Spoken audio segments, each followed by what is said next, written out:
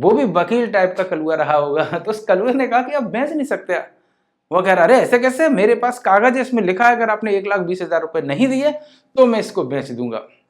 उसने कहा आप बेच नहीं सकते। उसने कहा कि चलिए हम पंचायत बुलाते हैं, लीगली जाएंगे। वकील कहेगा बैंक कंगाल, ये कोई पैसे नहीं देंगे, ये अपनी 8वीं 9वीं 10वीं 11वीं जब पीढ़ी जौन सी सक्षम होगी वो पैसे लौटा देगी बैंक की। उसके लिए भी हमने मैथ का उपयोग कर दिया, मतलब कि जीरो बना दिया। बस किताबों में इतनी बड़ी बड़ी चीजें लिखी होती हैं कि कंफ्यूज हो जाते हैं। तो कंफ्यूजन नहीं रहेगी, आई होप आज के बाद नहीं रहनी चाहिए। आज हम एक ऐसा चैप्टर पढ़ रहे हैं मैथ का, बहुत इंटरेस्टिंग है, और उस मैथ के चैप्टर की वजह से ही हमारी दुनिया ऐसी है। अगर वो नहीं होती तो ना कार होता, ना मोटरसाइकिल होती, ना ही विज्ञान होता, और ना ही शायद ये घर मकान झोपड़े, मतलब झोपड़े तक ही हम सीमित रहते, उससे आगे नहीं बढ़ पाते। मिडिल क्लास तो पूरी तरीके से बर्बाद हो जाता, और देशों में जो मतलब देशों ने तरक्की की है वो सब खत्म हो जाती। सिर्फ उस एक चैप्टर ने हमारी दुनिया बदल दी। और ये सब हुआ कैसे? सिर्फ एक इंसिडेंट से, यानी कि एक ऐसी घटना जिसने पूरा मतलब एक चैप्टर ही बना दिया। तो आज हम उसी इंसिडेंट को यहाँ पर रिवील करेंगे, जानेंगे कि ऐसा क्या हुआ था, ऐसी कौन सी घटना थी जिसने पूरा एक चैप्टर बना दिया मैथ का, और उसी से पूरी दुनिया इतनी डेवलप कर गई। पूरी दुनिया की मैं बात कर रहा हूँ, इंडिया की नहीं। उसी से सारी बैंकें बनी, उसी से सारी, मतलब बिना उसके बैंक बन ही नहीं सकती थी।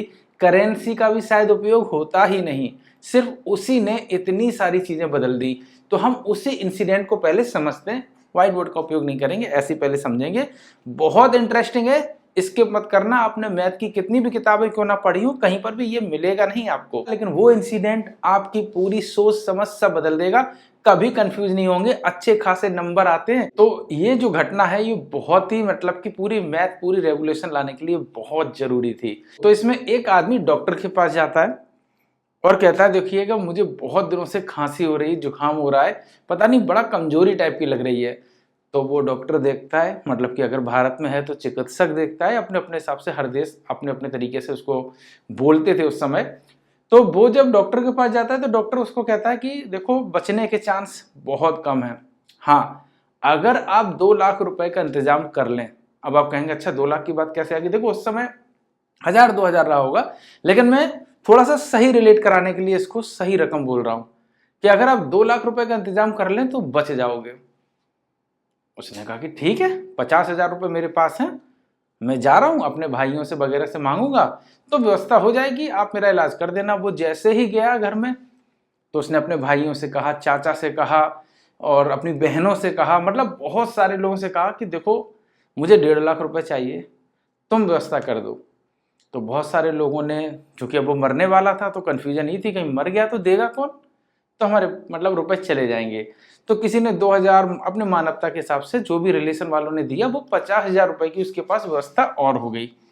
यानी कि अब उसके पास 1 लाख रुपए तो हो गए, कमी रह गई थी 1 लाख रुपए की, और कोई देने के लिए तैयार नहीं इतनी बड़ी रकम, क्योंकि अगर तो निपट गए तो सब निपट गया। तो वो कहता है, मतलब उसकी बीवी कहती है कि अब क्या करें? डॉक्टर कहता है आप भर्ती हो जाओ, पैसे का इंतजाम आपकी वाइफ करें जाके। तो वाइफ फिर दोबारा गई, फिर उसने मांगा अड़ोस पड़ोस से, किसी ने उसको रुपए नहीं दिया। तो वो फिर आई, उसने कहा कि कहीं से भी व्यवस्था नहीं हो रही, कैसे करें, आप कैसे बचोगे? उसने कहा देखो ऐसा है, जेवर तो हमने बेच दिए थे, 50,000 की व्यवस्था कर ली थी, 50,000 रिश्तेदारों ने दे दिया, 1 लाख रुपए रह गया। तुम एक काम करो, ऐसे कोई नहीं देगा, तुम घर के कागज लेकर चले जाओ तो कोई तुम्हें 1 लाख रुपए की व्यवस्था कर देगा। तो वो जाती हर जगह मांगती है, कोई नहीं देता है फिर भी, क्योंकि 1 लाख रुपए मतलब मिलना तो से 1 ही लाख है ना। तो उसने कहा अरे छोड़ो, क्यों कोई झंझट में पड़े। तो वो फिर आती है और कहती है कि व्यवस्था नहीं हो रही है, कैसे आपके प्राण बचेंगे। वो भी बड़ा मतलब दुखी था। तो वो कहता है कि अब की बार जाना और कह देना कि तुम मुझे 1 लाख रुपए दो, मैं आपको उसका 20,000 रुपए एक्स्ट्रा दूंगी, ये कहना जाके, और देखना कोई देगा या नहीं देगा। तो वो गई, उसने कहा आप कागज मेरे घर के रख लीजिएगा और एक काम करिएगा कि मैं 1 लाख रुपए लूंगी, उसके बदले में आपको 20,000 रुपए एक्स्ट्रा दूंगी, वरना आप घर के कागज बेच देना, मतलब घर बेच देना, 1,20,000 रुपए अपने निकाल लेना, बाकी के बच्चे हमें दे देना, हम अपना घर बनवा लेंगे। इन केस अगर मेरे पति को कुछ हो गया और आपको डाउट है तो बहुत सारे लोग तैयार हो जाते हैं। तो वो किसी रिश्तेदार से आपकी बार नहीं लेती है, आपकी बार लेती है पड़ोसी से, मतलब कि उसके गांव में जो पैसे वाला व्यक्ति था उससे लेती है, क्योंकि उसे तुरंत नहीं देना है। सोच रही थी ठीक है काम चल जाएगा 20,000 रुपए से, कुछ दिनों बाद उसे लौटा देंगे। तो वो तैयार भी हो गया, उसने कहा वाह 20,000 रुपए एक्स्ट्रा मिलेंगे, आज तक कभी भी मुझे 1 लाख रुपए का किसी ने कुछ नहीं दिया, सब पैसे मेरे घर में ही रखे रहे। तो उसने उसे 20,000 रुपए दिए। जो ये 20,000 रुपए है इसने पूरी दुनिया में क्रांति ला दी और यहीं से पूरी दुनिया बदल गई। अगर ये 20,000 रुपए उसकी सोच में नहीं आते, यानी कि अगर वो लालच नहीं देता, तो कोई भी शायद उसको रुपए नहीं देता। इस लालच ने क्या किया, इस लालच ने बड़ी बड़ी बैंकें बना दी, इस लालच ने विश्व बैंक बना दी, इस लालच ने जो मतलब आगे बढ़ना चाहते हैं उनको पैसा देना शुरू किया, कुछ मुसीबत में मरने वाले थे उनको पैसा देना शुरू किया कि जाओ आप अपना काम करो, हमें भी लालच है, हमें भी थोड़ा सा पैसा मिल जाएगा। तो ये जो 20,000 रुपए ये क्या है, ये थे इंटरेस्ट। इसी ने हमारे लिए मतलब हमारे किताब में एक चैप्टर बना दिया ब्याज, यानी कि सिंपल इंटरेस्ट। ठीक है, ये हमारे जीवन में कैसे मतलब आया, ये इसी तरीके से आया। कोई मुसीबत में फंसा, उसका काम नहीं चल रहा था, उसने उसको लालच दे दिया थोड़ा सा और ये काम बन गया। लेकिन अभी स्टोरी खत्म नहीं हुई, क्योंकि अभी स्टोरी इससे भी ज्यादा इंटरेस्टिंग होगी। तो ये कलुआ नाम का लड़का था, आदमी था जो बच गया, उसने रुपए दिए, इलाज हुआ, सही सलामत टहला घूमा और सबसे पहले उसके पास गया जिसने उसको 1 लाख रुपए दिए। रिश्तेदारों को भी धन्यवाद दिया, उसको लौटाने थे। जिसको 1 लाख दिए वो उसका रिश्तेदार तो था नहीं, तो सबसे पहले उसके पास गया, धन्यवाद दिया बहुत बहुत, और दोनों खुश हुए। उसके बाद वो घर चला आया। फिर वो जब भी निकलता उसको धन्यवाद देता, जब भी उस गली से निकलता। ऐसा करते करते उसको 1 ईयर यानी कि 1 साल हो गया, वो उसको सिर्फ धन्यवाद दे रहा था लेकिन पैसे नहीं दे रहा था। अब वो बार बार मतलब सोचा भी कि हम पैसे मांगे कि हमें तो 20,000 एक्स्ट्रा मिलेगा। तो वो कहता देखो ऐसा है, बहुत लंबा समय हो गया, तो मुझे या तो 1,20,000 रुपए दे दो, या फिर मैं तुम्हारे घर के कागज मतलब तुम्हारा घर बेच दूंगा और उससे 1,20,000 ले लूंगा, और उसके बाद जो पैसे बचेंगे वो मैं तुम्हें दे दूंगा। दोनों ईमानदार थे। लेकिन इस बंदे ने कहा कि साहब मेरे पास व्यवस्था नहीं है, मैं अभी नहीं दे पाऊंगा, आगे दूंगा। तो उसने कहा मैं कागज जो है मतलब आपका घर जो है मेरे पास कागज रखे, मैं बेच दूंगा, बस अब आप जाने आपका काम जाने। उसने कहा बेच ही नहीं सकते। उसने यहाँ एक टर्म डाल दी कि आप नहीं बेच सकते, लीगली नहीं बेच सकते। वो भी वकील टाइप का कलुआ रहा होगा। तो उस कलुए ने कहा कि आप बेच नहीं सकते। वो कह रहा अरे ऐसे कैसे, मेरे पास कागज है, इसमें लिखा है अगर आपने 1,20,000 रुपए नहीं दिए तो मैं इसको बेच दूंगा। उसने कहा आप बेच नहीं सकते। उसने कहा कि चलिए हम पंचायत बुलाते हैं, वहां निर्णय होगा। कलुआ तो कलुआ, वो तो बहुत कुछ सोच के मतलब बैठा होगा। तो वो कलुआ जाता है साथ में। ऐसे लोग मारने वाले भी होते, मार भी लेते, लेकिन उसका ऐसा इंसिडेंट नहीं, मतलब वो ऐसा नहीं सोच रहा था। उसने कहा कि हम इसके रुपए देंगे, लेकिन अभी व्यवस्था नहीं हो पाई। वो गया, पंचायत बैठी, पंचायत में कहा कि ये देखो मेरे पास कागज है, 1,20,000 रुपए इसको देने हैं कलुआ को। वो श्यामलाल था, मान लो कोई पर्सन था, वो उसका नाम श्यामलाल था। तो कलुआ को मुझे 1,20,000 रुपए देने और ये मुझे दे नहीं रहा। सबने कागज देखे, सबने कहा क्यों कलुआ क्यों नहीं दे रहा। उसने कहा देखो भाई मेरे पास पैसे नहीं है अभी, जब होंगे तब हम देंगे। तो उसने कहा ये घर बेच सकता है और ये मतलब कि आपके पैसे मतलब अपने पैसे निकाल के आपको पैसे दे देगा। उसने कहा ये ऐसा कर ही नहीं सकता। क्यों नहीं कर सकता, जब ये कागज में लिखा हुआ है। उसने कहा मैंने यहाँ पर एक चीज दी नहीं क्या, यहीं से आया टाइम। मैंने इससे ये तो कहा ही नहीं कि ये तुम्हें मतलब मैं तुम्हें पैसे कब दूंगा, 1 साल 2 साल, या मेरे मरने के बाद, या मेरी बीवी के मरने के बाद, या मेरी 50 पीढ़ी पूरी होने के बाद। 50 पीढ़ी पूरी हो जाए उसके बाद अगर कोई सोचेगा तो पैसे आपको देगा। यानी कि इसमें टाइम इंक्लूड नहीं था। अब क्या हुआ कि जो ये 20,000 रुपए हैं, अब ये क्या महत्व रखते हैं, कोई महत्व नहीं रखते, बल्कि अब उसका 1,00,000 रुपए और अटक गया।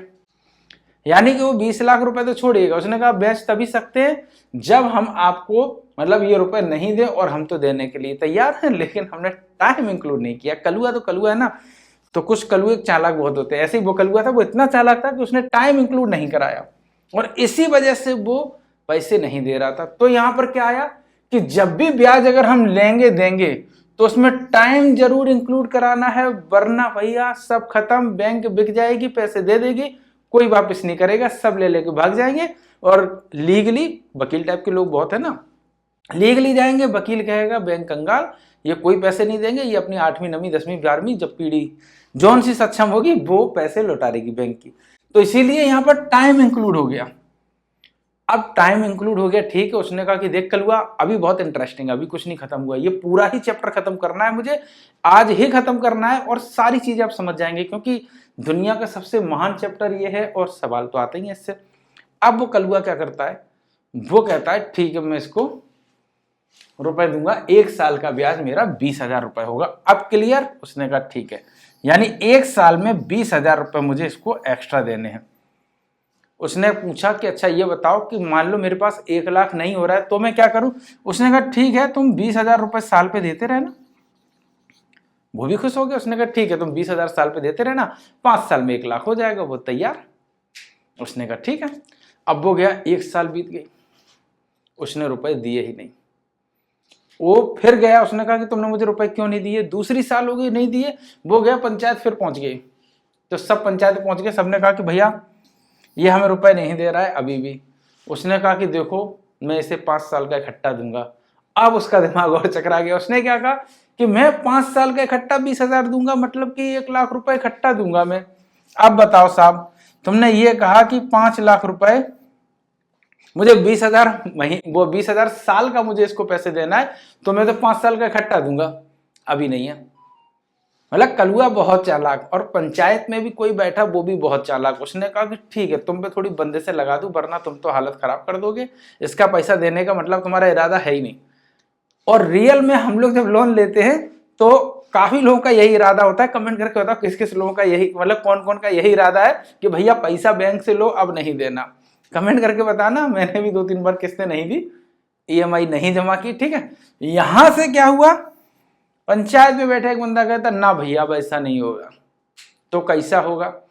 अब जो 20,000 रुपए हैं ये अगर तुम नहीं देते हो तो इतना ही % ब्याज, यानी कि जो 1 लाख पर तुम हमको 20,000 रुपए दे रहे थे, अब तुम क्या करोगे? अब तुम इस 1,20,000 रुपए पे मुझे इंटरेस्ट दोगे अगली साल, यानी कि इंटरेस्ट आपका बढ़ जाएगा। और अगर आप 3 साल नहीं देते हो तो फिर आपकी जमीन बेच दी जाएगी, ये लिखित हम करवा दे रहे हैं। उसने कहा अरे सर ये तो इस पर ब्याज बढ़ेगा, 1,20,000 पे सर ब्याज बढ़ जाएगा, तो अगली बार हमारे पास कितना होगा? 1,24,000 रुपए, मतलब 24,000 रुपए अगली बार मुझे ब्याज देना होगा। इस बार 20,000, अगली बार 24,000 रुपए, ये तो भैया ब्याज बढ़ गया। और फिर अगली बार मेरे पास 44,000 पे ब्याज देना है। 44,000 पे 20% ब्याज दिया तो कितना हो गया? 4 दूनी 8, यानी कि अब इस 44,000 पर हमको ब्याज देना है। वो तो भाई दिमाग उसका खराब हो गया, ऐसे तो भैया पैसा बढ़ जाएगा, जो 5 साल में दुगना होना है वो भैया 3 साढ़े 3 साल में दुगना हो जाएगा। तो अब वो परेशान हो गया। उसने कहा कि ठीक है भैया अब तुम्हारा पैसा देंगे। तो ये जो उसने प्रावधान बनाया कि तुम ऐसे हरामीपंती दिखाओगे, ऐसे नहीं दोगे तो हम ब्याज पे ब्याज लेंगे, इसी ब्याज पे ब्याज को कहा गया चक्रवृद्धि ब्याज। यानी एक चक्र में नहीं दिया तो फिर ब्याज पे ब्याज लग जाएगा और उसकी वृद्धि हो जाएगी, यानी कि अब हो गया कंपाउंडिंग इंटरेस्ट। अब इंटरेस्ट नहीं, अब ये सिंपल इंटरेस्ट नहीं रहा, अब कंपाउंडिंग हो गया, यानी कि ब्याज पे ब्याज देना शुरू कर दिया। उसने कहा अच्छा ये बताओ कि अगर मैं इसके 50,000 रुपए दे दूं और 20,000 भी दे दूं, यानी कि 1 साल में 70,000 दे दूं, तो उसने कहा ठीक है 50,000 बचेगा, तो 50,000 का ब्याज बनता है 10,000 रुपए। अगली बार 60,000 दे देना, अगर नहीं होगा 25,000 दे दो तो उसका ब्याज 5,000 फिर बनता है, तो फिर आप 5,000 और दे देना जाके, यानी कि इस बार आप 10,000 इंटरेस्ट दे देना और 25,000 रुपए दे देना, उसके बाद 25,000 बचेगा उसका इंटरेस्ट दे देना, यानी कि पैसे घटते क्रम में दे देना। अब यहां पर एक चीज तो होगी चक्रवृद्धि ब्याज, इसीलिए सरकारी बैंक क्या करती हैं, वो जो भी आपका पैसा जमा हो जाता है उस पर इंटरेस्ट नहीं लेती है, जो पैसा आपका नहीं जमा होता उसी पर, मतलब कि प्रिंसिपल अमाउंट पर इंटरेस्ट लेती हैं। अब यहां पर क्या आया? प्रिंसिपल अमाउंट, यानी कि मूलधन। यानी कि मूलधन ने क्या किया, क्योंकि जो हमने धन दिया है ना वो हमारा प्रिंसिपल अमाउंट है, समझ रहे हैं? ये जो प्रिंसिपल अमाउंट है ये हमें बता रहा है कि यही हमारा पैसा है। अगर ये भी हमें मिल जाएगा तो हम घाटे में नहीं रहेंगे, सिर्फ टाइम के घाटे में रहेंगे, यानी कि समय के हम घाटे में रहेंगे। तो यहां कितनी चीजें बनी। पहला बना कि जो हमने पैसे दिया यानी कि मूलधन। दूसरा, उसने हमें लालच दिया कि हम इतना तुम्हें एक्स्ट्रा देंगे, तो इतना वो हमें एक्स्ट्रा देगा, वो बन गया इंटरेस्ट यानी कि सिंपल इंटरेस्ट। लेकिन टाइम इंक्लूड नहीं है तो कोई मतलब नहीं है, यानी कि पूरा चैप्टर बेकार, क्योंकि फिर तो पीडीओ में देंगे। तो टाइम इंक्लूड हो गया, 1 साल में मतलब आप मुझे 20,000 दोगे, या 1 महीने में 20,000 दोगे, या 3 महीने में 20,000 दोगे, ये इंटरेस्ट यानी कि टाइम इंपॉर्टेंट हो गया। टाइम के बगैर ये चैप्टर कुछ भी नहीं है, सारी बैंकें बिक जाती, खत्म हो जाती। तो टाइम भी इंपॉर्टेंट है, इसमें ब्याज भी इंपॉर्टेंट है। तो सिंपल इंटरेस्ट या कंपाउंडिंग इंटरेस्ट या कोई भी हम इंटरेस्ट तो मतलब रुपए ले रहे हैं, तो यहां पर टाइम जरूरी है। अब मिश्र धन क्या है? मिश्र धन नहीं, वो धन है जो हमें ब्याज सहित मिलता है। यानी कि किसी ने हमसे कहा कि ठीक है मैं तुम्हें 1 लाख दे रहा हूं, 3 साल बाद मुझे रुपए दे दो, तो उसने कहा 20 या 60,000 रुपए हुआ, तो मैं सीधा आपको 60,000 रुपए दे दूंगा। ये जो वो 60,000 रुपए देगा, ये क्या है? ये मिश्र धन ही है आपका, 3 साल का सिंपल ब्याज। कंपाउंडिंग ब्याज की बात नहीं कर रहा हूं, मैं कर रहा हूं सिंपल ब्याज की। कंपाउंड हो रहा धन वो छोड़ दो, मैं सिंपल इंटरेस्ट की बात कर रहा हूं। तो यहां पर ये सारी चीजें बनती चली गई। उसी से क्या बना, वो जो श्यामलाल था जो पैसे दे रहा था, उससे भाई मजा आने लगा। उसने एक को 1 लाख दिए, उससे 20,000 आया, वो उसने दूसरे को दिए, उससे भी पैसा आया, वो उसने तीसरे को दिए। ऐसे करके उसकी पूरी एक बैंक बन गई और अरबों का वो मालिक बन गया, सिंपल इंटरेस्ट से, कंपाउंडिंग इंटरेस्ट से, दोनों से। तो वहां से ही सारी चीजें आई, यानी कि चक्रवृद्धि ब्याज आया। अगर कोई ब्याज नहीं देता है उस पर भी हम ब्याज लगा दें, यानी कि ब्याज के पैसे पर भी उतना ही इंटरेस्ट लगा दें जितना मैंने उससे पैसे दिए थे। अगर मैंने उसको 1 लाख पर 20,000 दिया, मतलब 20,000 वो साल में देगा, तो इंटरेस्ट रेट कितना हुआ? 20%। परसेंट मतलब कि यहीं से परसेंट निकलने शुरू हुए, तो 20% उसका इंटरेस्ट रेट हुआ। अब अगर 20,000 वो नहीं देता है तो 20 पे 2 दूनी 4, 4,000 बढ़ गया। और अगर वो फिर नहीं देता है तो अब की बार क्या होगा? 44,000 पर इंटरेस्ट पड़ेगा जाके। 4 दूनी 8 और 4 दूनी 8, यानी कि 8,800 रुपए इस बार एक्स्ट्रा बढ़ जाएगा। तो 20,000 यानी 8,800 रुपए। अब कितना हुआ? 0 0 8 8 4 12 की 2 है, में 1 4 2 6 और 1 7। अब 72,800 हो गया, यानी कि कितना पैसा बढ़ गया उसका?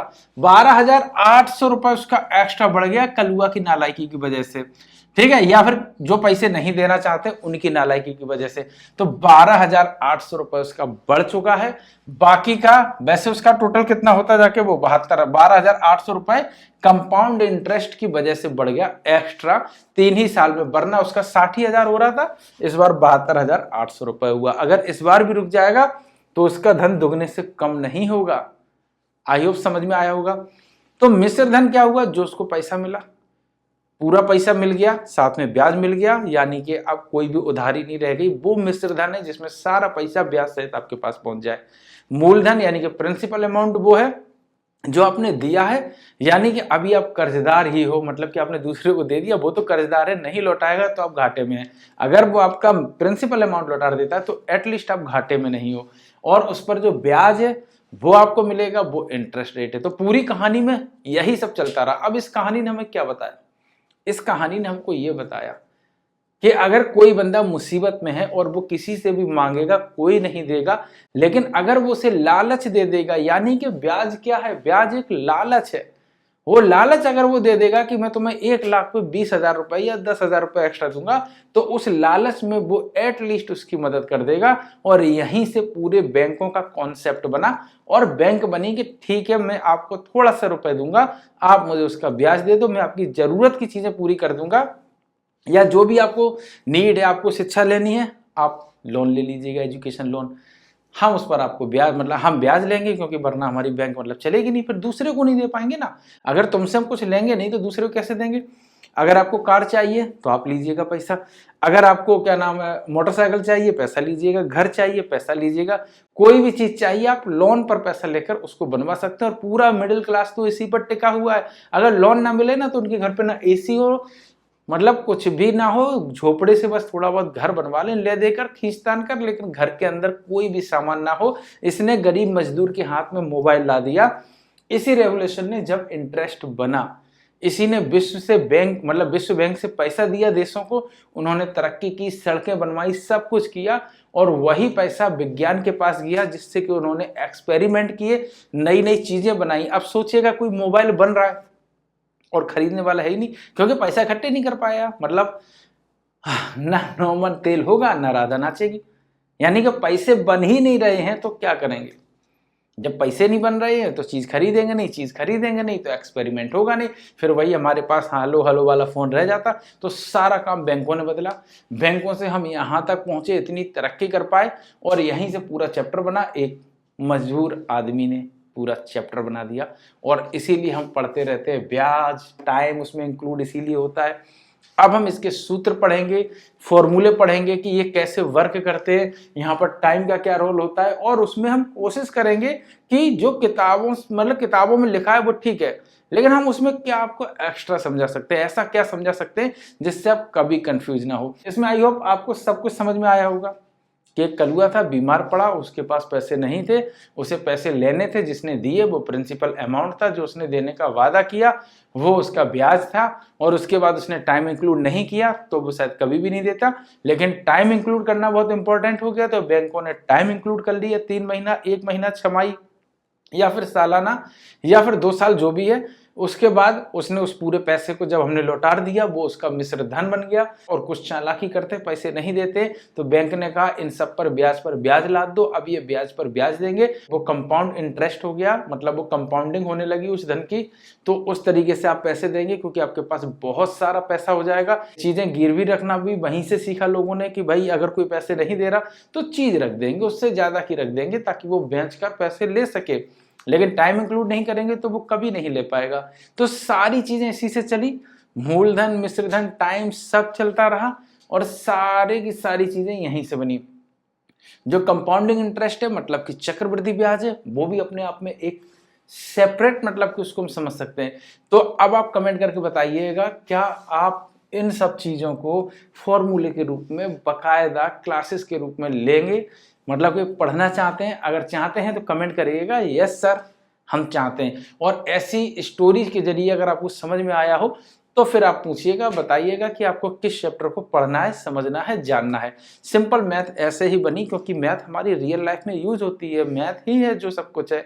दिख रही है वो मैथ है, जो नहीं दिख रहा है उसके लिए भी हमने मैथ का उपयोग कर दिया, मतलब कि जीरो बना दिया। बहुत कुछ है, हमने अनंत भी इसी वजह से निकाला, क्योंकि जिसका अंत नहीं वो अनंत हो गया। तो यही सारी चीजें हम हमेशा पढ़ते हैं, लिखते हैं, जानते हैं। बस किताबों में इतनी बड़ी बड़ी चीजें लिखी होती हैं कि कंफ्यूज हो जाते हैं। तो कंफ्यूजन नहीं रहेगी, आई होप आज के बाद नहीं रहनी चाहिए। अब पूरे चैप्टर को सही तरीके से समझ लेते हैं और क्रम से लिख लेते हैं।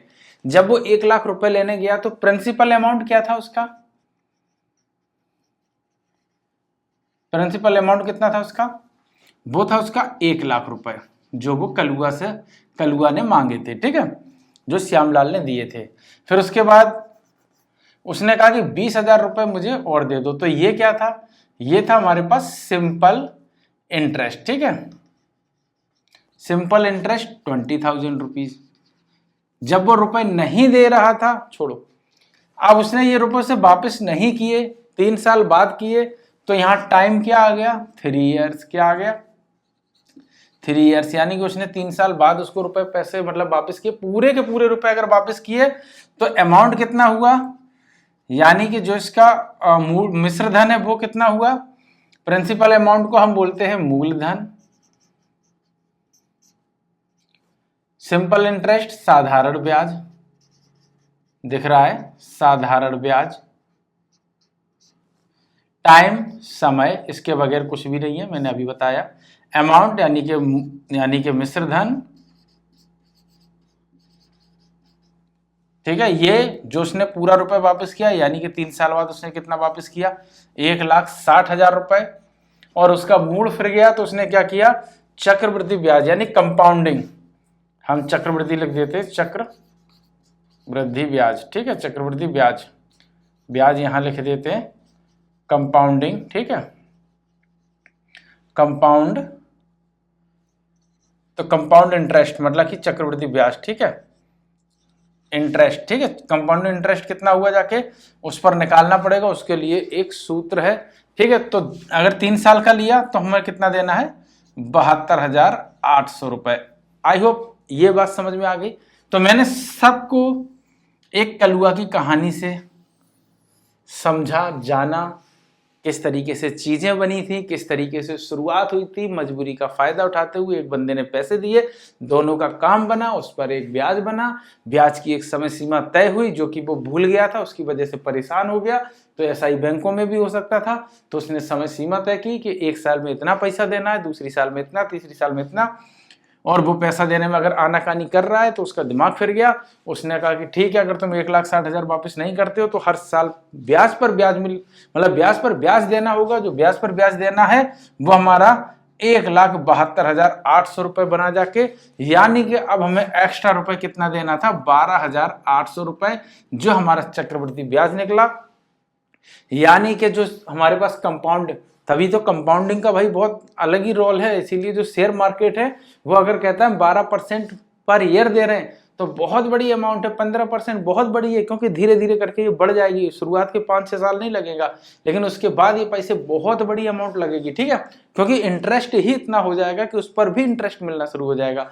तो ऐसे ही सारी चीजें बनी, एक मजबूरी का फायदा उठाते हुए पूरी चीजें बनी। वही बैंकें करती हैं, जब हमें नीड होती है हम जाते हैं, उनसे पैसा लेते हैं, वही प्रिंसिपल अमाउंट, ब्याज दर सब लगा के हमसे कहते हैं जाओ भैया आप ये पैसा वापस करो, वरना घर हम आपका बेच देंगे। ओके, आई होप ये चीज समझ में आई होगी। और अब आपको क्या पढ़ना है कमेंट करके बताइएगा, अब आपके अनुसार चलेंगे। और देखिएगा मन मेरा भी अब कम हो रहा है इस चैनल पे, क्योंकि आप ना लाइक कर रहे हैं, ना शेयर कर रहे हैं, ना सब्सक्राइब कर रहे हैं, ना ही कमेंट कर रहे।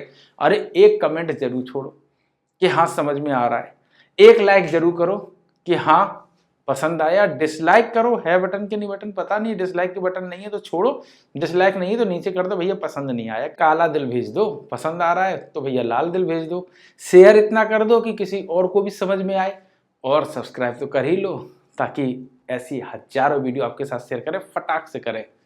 तो बस इतना ही आज।